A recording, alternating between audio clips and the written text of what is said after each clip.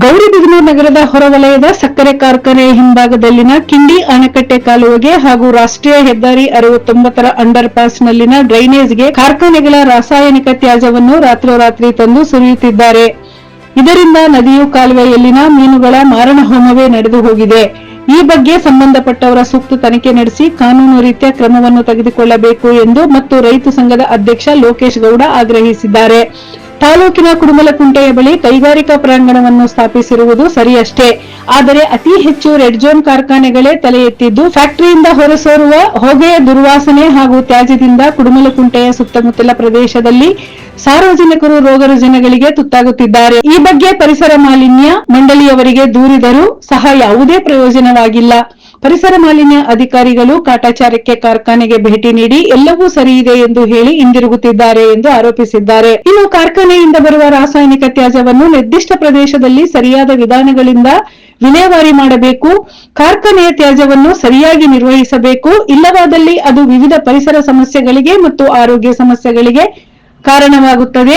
ಆದರೆ ಇಲ್ಲಿನ ಕಾರ್ಖಾನೆಯವರು ರಾತ್ರೋರಾತ್ರಿ ನಗರದ ಹೊರವಲಯದ ನದಿ ನಾಲೆಗಳಿಗೆ ಸುರಿದು ಪರಾರಿಯಾಗುತ್ತಿದ್ದಾರೆ.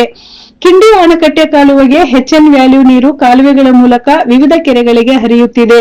ಇಂತಹ ಕಾಲುವೆಗಳಿಗೆ ಕುಡುಮಲಕುಂಟೆಯ ಕೆಲವು ಕಾರ್ಖಾನೆಯವರು ತ್ಯಾಜ್ಯವನ್ನು ಸುರಿಯುತ್ತಿರುವುದರಿಂದ ಕಾಲುವೆಯಲ್ಲಿನ ಮೀನುಗಳು ಸಾವನ್ನಪ್ಪುತ್ತಿವೆ. ದನಕರುಗಳು ಈ ನೀರನ್ನು ಕುಡಿದು ಅನಾರೋಗ್ಯ ಸಮಸ್ಯೆ ಅಥವಾ ಪ್ರಾಣವನ್ನು ತೆತ್ತರ. ಇದಕ್ಕೆ ಯಾರೂ ಹೊಣೆ? ಅಂತರ್ಜಲದಲ್ಲಿ ರಾಸಾಯನಿಕ ವಿಷ ಸೇರುತ್ತಿದೆ. ಇದರಿಂದ ಕೊಳವೆ ಬಾವಿಗಳಲ್ಲಿ ವಿಷಯುಕ್ತ ನೀರು ಹೊರಬರುತ್ತಿದೆ. ಇದು ಸಾರ್ವಜನಿಕರ ಮೇಲೆ ದುಷ್ಪರಿಣಾಮ ಬೀರುತ್ತಿದೆ ಎಂದು ಆಕ್ರೋಶ ವ್ಯಕ್ತಪಡಿಸಿ, ಯಾರು ಮರಳೂರು ಕಾಲುವೆಗೆ ಕಾರ್ಖಾನೆಯ ತ್ಯಾಜ್ಯವನ್ನು ಸುರಿದಿದ್ದಾದರೋ ಅವರು ಕಾರ್ಖಾನೆಯನ್ನು ಮುಚ್ಚಿಸಬೇಕು, ಕಾನೂನು ರೀತಿಯ ಕ್ರಮವನ್ನು ತೆಗೆದುಕೊಳ್ಳಬೇಕು. ಇಲ್ಲವಾದಲ್ಲಿ ನಗರದ ಬೈಪಾಸ್ ರಸ್ತೆ ತಡೆ ನಡೆಸಿ ಉಗ್ರ ಹೋರಾಟವನ್ನು ಹಮ್ಮಿಕೊಳ್ಳಲಾಗುವುದು ಎಂದು ಅವರುಗಳು ಎಚ್ಚರಿಸಿದರು.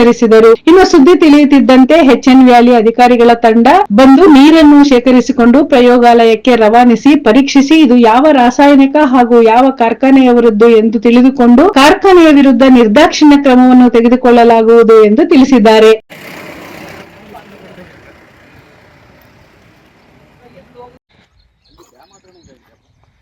ಮೀನು ಹೋಗಿರುತ್ತೆ, ಮೀನುಗಳು ಯಾವತ್ತೂ ಹೋಗಲ್ಲ.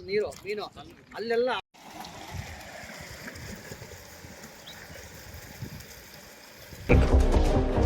ಸತ್ಯದ ಕನ್ನಡಿ.